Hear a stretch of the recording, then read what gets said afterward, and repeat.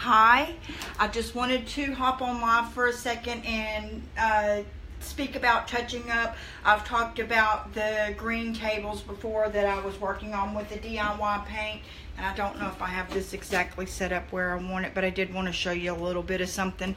And this is the difference between something you're doing for yourself at home or something that's going to be considered more professional rather than just a DIY, because we're all DIYers in the long run. And I'm using DIY paint today, as a matter of fact. This is the one that I've been painting that table with, if you can see it. That is Fancy Farm Girl, and I think it turned out beautifully. And I've actually it got a few scratches in the move, and there's some things that I'm going to work on, but I actually have already finished painting this.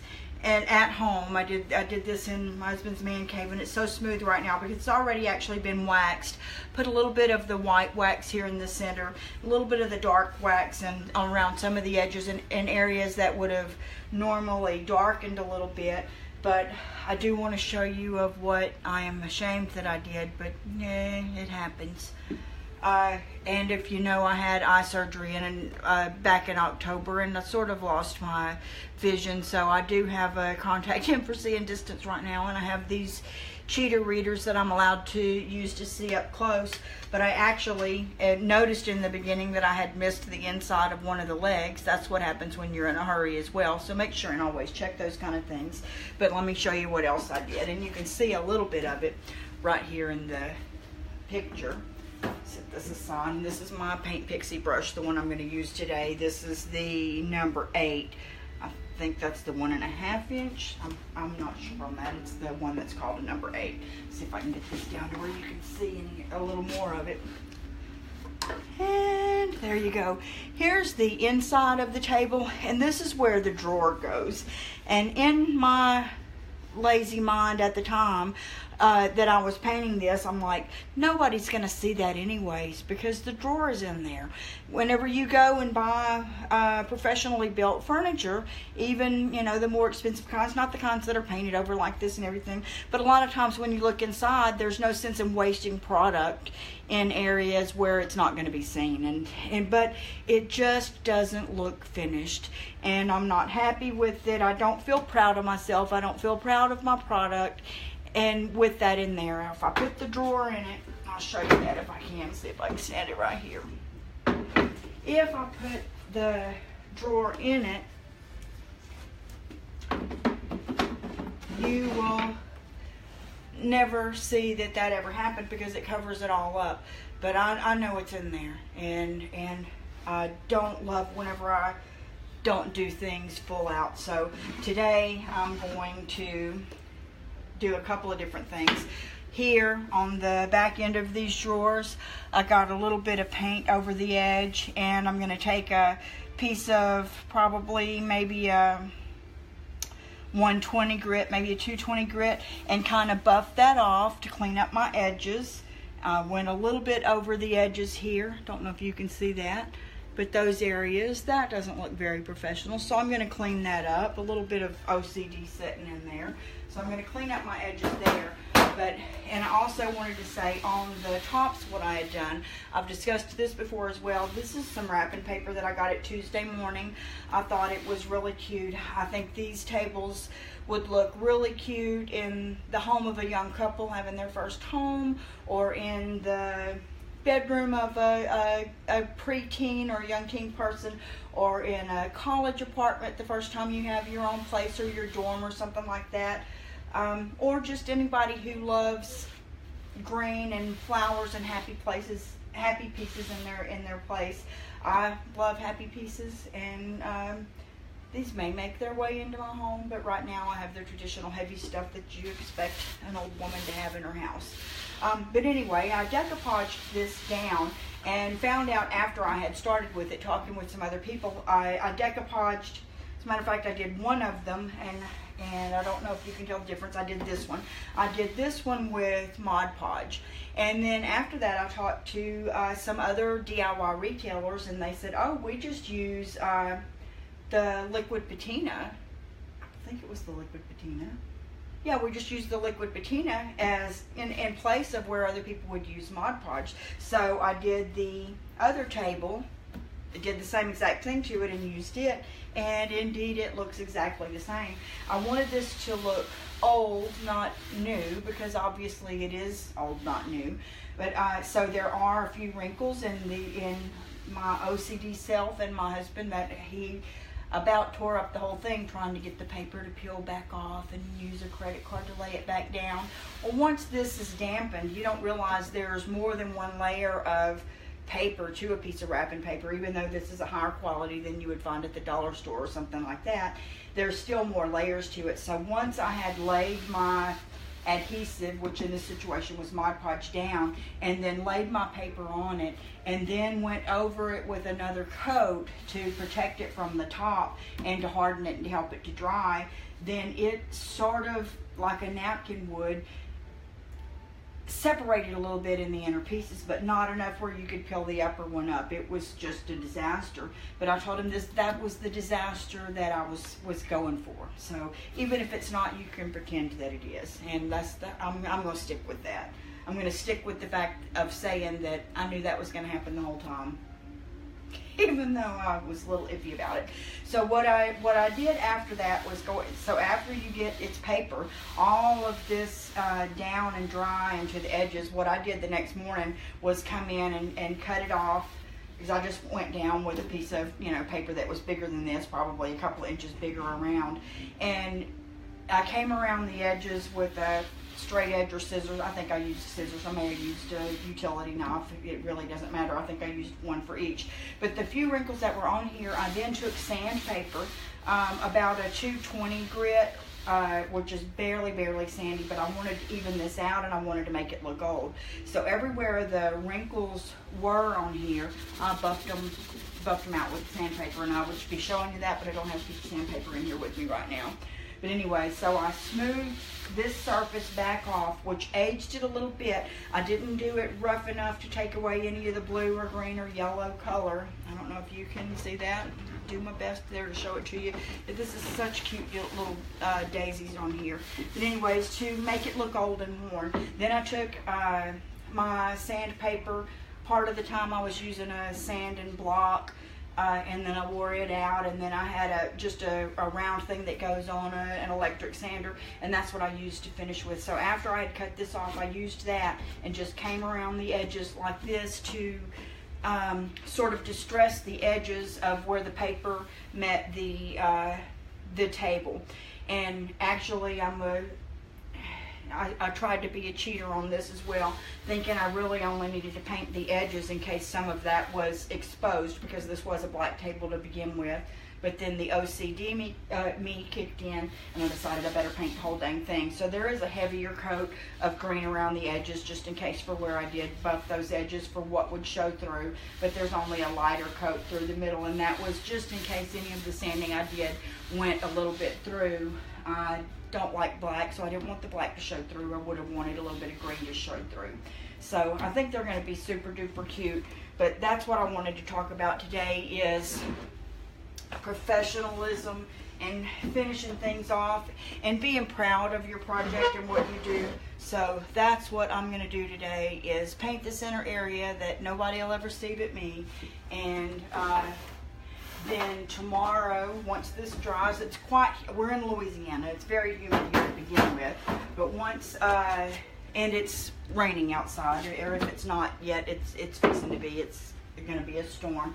So I'm going to let this dry overnight, and then I'll come in tomorrow with my wax brush, also from Paint Pixie, and the clear wax is all I'm going to put on the inside here, and you just get a little of the wax back and forth over. Then I'll let that dry and buff it the next morning, or buff it 3 or 4 hours later if that's what needs to be done with my time schedule. But I love the way that it has the darker edges and the lighter in the center, and that's so easy to accomplish with the different colored waxes. And I could just eat up this colored green. Can you see that? So pretty.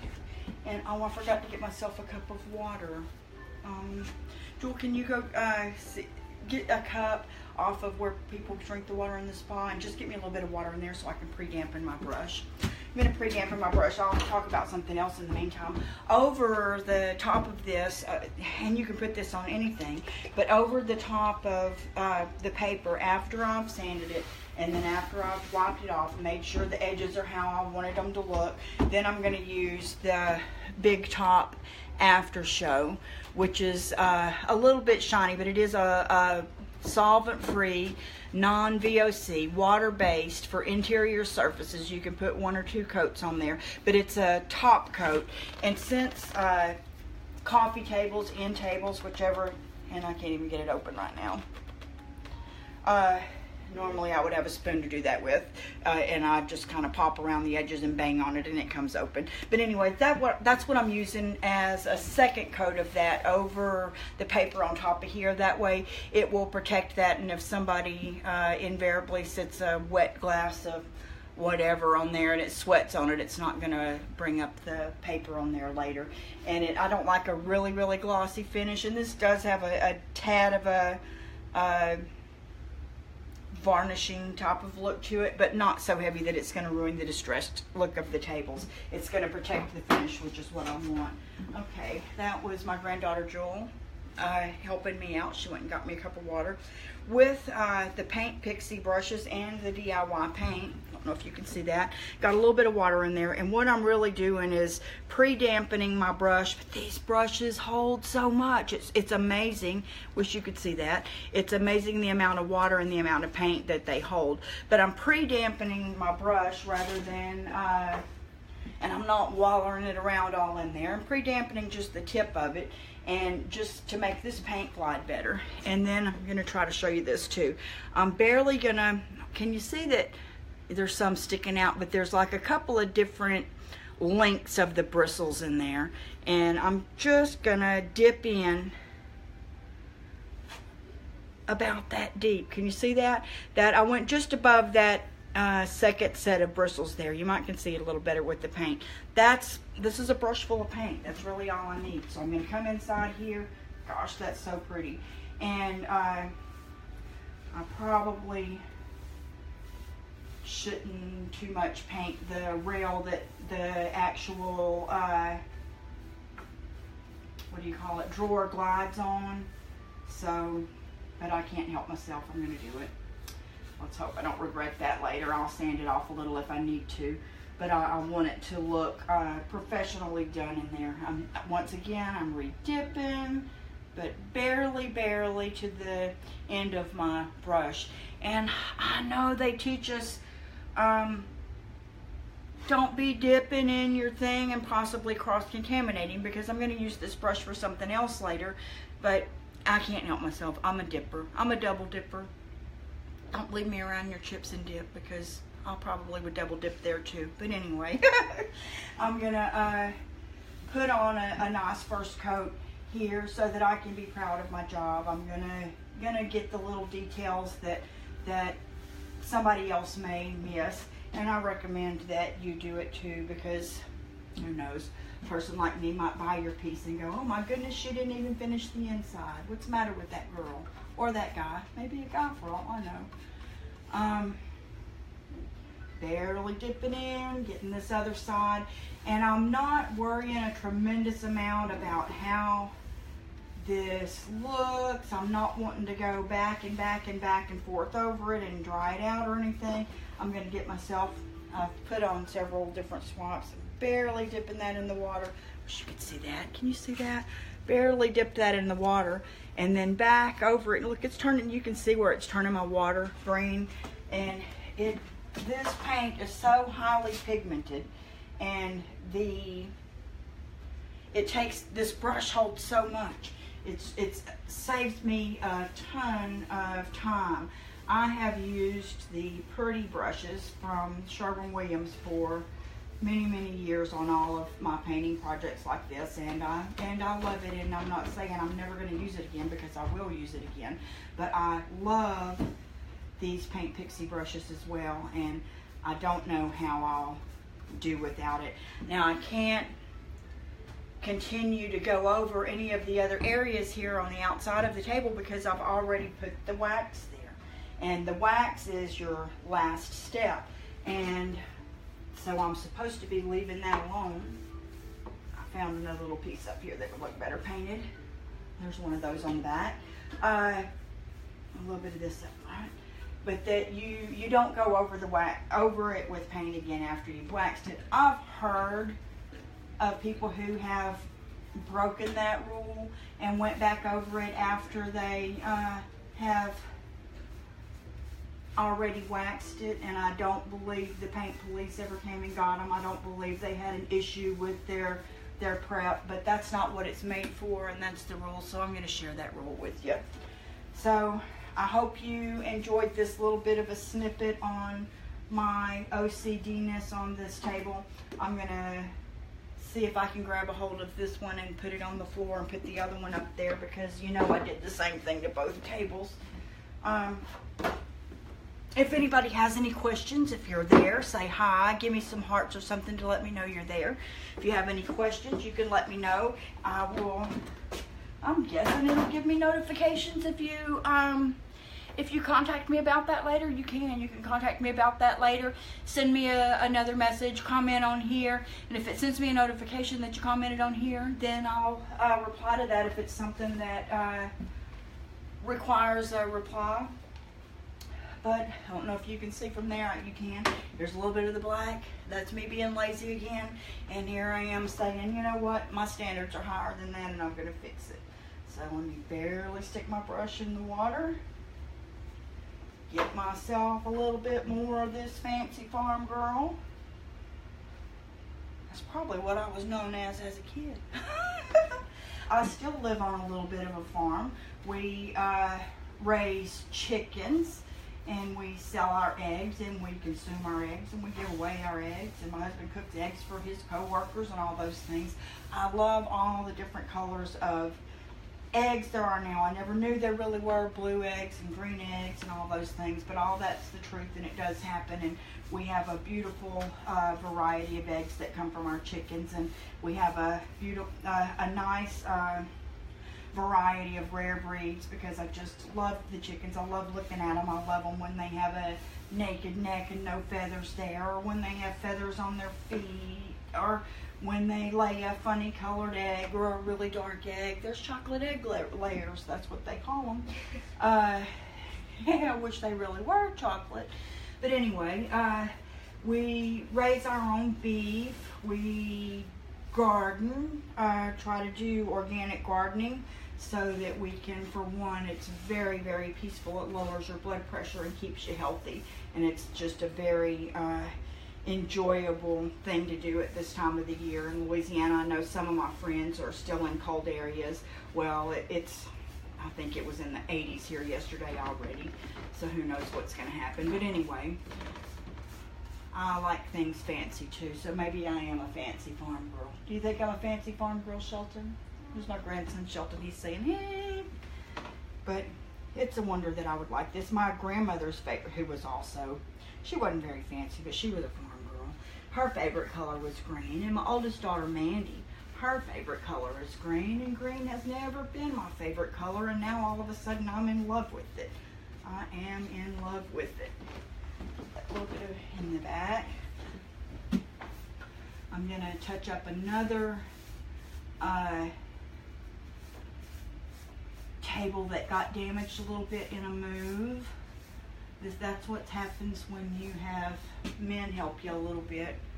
Not that I'm saying anything bad about men, but they don't understand the curing process. This paint is made out of clay. I mean, it has, I think it's 9 ingredients. It has, one of them is love, but one of the main things in it, it's clay and chalk based, and that hardens. I mean, if you think about, I mean, clay is clay. When you think about how people make art pieces out of clay and things like that, after a while, I mean, they're starting with that, and that's all malleable and pliable and all that, the same as this paint is in the beginning. But when it dries, you can eat out of it because it's a piece of pottery. That happened because they went from clay to to turning hard. Well, this clay is going to turn hard too, but it's not going to do that overnight. I mean, we're not going to put it in a kiln. It's a piece of wood furniture. It will burn up. But it is going to eventually harden. But to protect this paint finish, there's a little area that my husband added a screw to protect this paint finish. In the meantime, while we're waiting on that to harden, we're going to put wax on it. And our wax I already have put on it, I think I told you that, but not these areas that I'm touching up now.